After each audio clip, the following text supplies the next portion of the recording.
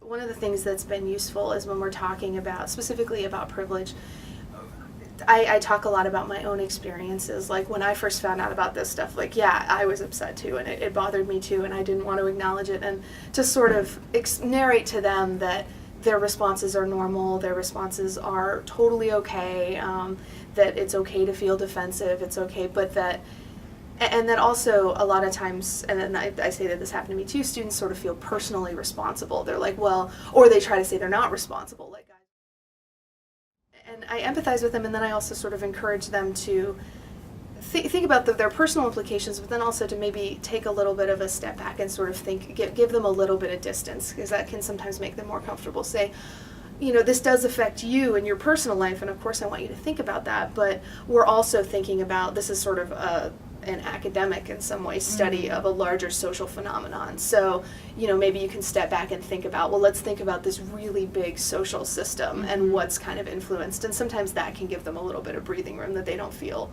quite so personally implicated, that it becomes more of this feature of the world or a feature of our society that we're learning about, that you're a part of, but you're not sort of necessarily 100% responsible for. So that, yeah, which students are talking a lot. I try to really give students who haven't spoken a chance to speak. I try to do activities where students have a chance to write their thoughts down or discuss in small groups. I really try to get an opportunity for every student to sort of speak and be heard in various contexts. And some students are much more comfortable speaking in small groups or in pairs than they are in the large group, and that's okay, and I respect that.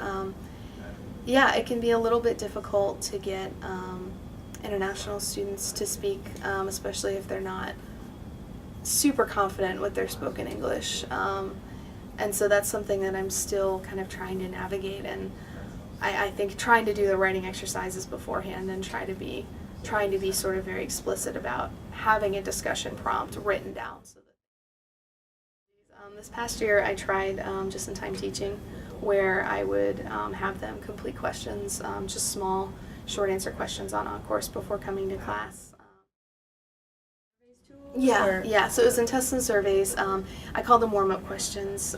So what they had to do was they had to submit them. The class met at like, I think it was like 3. I think it met at like 3, and so I would have by 10 a.m. that morning, and they could submit at any time up until then, but by 10 a.m. that morning they had to submit the answers, and it was usually 3 to 4 questions, and they were pretty basic kind of comprehension questions, just really for me to sort of check where they were with it, and then I would always ask sort of an open-ended question at the end. Is there anything you don't understand? Is there anything that, I think it was, is there anything, after reading this, is there anything that's still not clear to you, and what would you like to make sure we discuss in class today?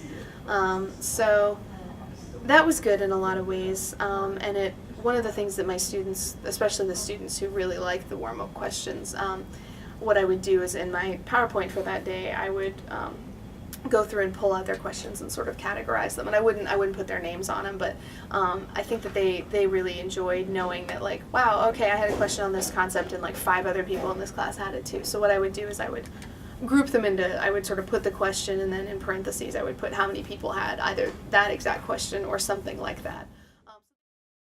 One of the things when I first started, I sort of just gave them the ground rules. I just said, okay, hey, these are the rules, and they were, you know, super basic, but what I've started to do is actually have them kind of brainstorm, like think about discussion classes, what worked well, what didn't, what did you like, what didn't you like, can we come up with some rules together? And invariably, I've been doing this for like I think 4 semesters now, and invariably they come up with the exact same rules that I would have given them, but it gives them a sense of ownership, and it gives them a sense of kind of knowing why those things might be and where they might come from.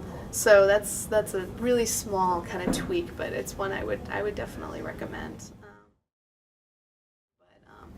I like to give students a lot of feedback on their written work. I think that that's really important. So I will, I like to give them lots of feedback, and good, and not just what they had wrong, but I try to, I make comments throughout, and then for most students, especially with their major papers, at the end of the paper I'll actually write them a paragraph of several sentences saying, hey, I really liked what you did here, I thought this was a great idea, and I sort of try to do the compliment sandwich where, I start out like, I really like this thing that you did, this is really great, you picked a really cool topic, so sort of start out and then say, these are some things I was unsure on, maybe these are some things you could work on next time, or in your revision, and then sort of end with, but I thought it was great, or something positive. Mm-hmm. So I think that's, I try to, and it's time consuming to do it, but I hope that signals to them, at least in some ways, that I did take the time to really engage with their ideas. I've been moving more into trying to be as explicit, and I'm actually more explicit with them about it, that I'm like, the clearer I can be with you about what I want, mm-hmm. the more likely it is that you'll be able to sort of give me what I want. So I try to spend a lot of time giving out really detailed, for most assignments that I assign, I'll put up a Word document on course that has extremely detailed instructions. It might have an example, it has a rubric. I've just recently started using rubrics. And sort of telling them, like, I want you to succeed, like, I want you to do well, here's what you need to do well. Trying to give them all the tools and demystify the process as much as possible. And I think that helps, because I really do want them to be able to see and understand that, I am on their side. I do want them to succeed.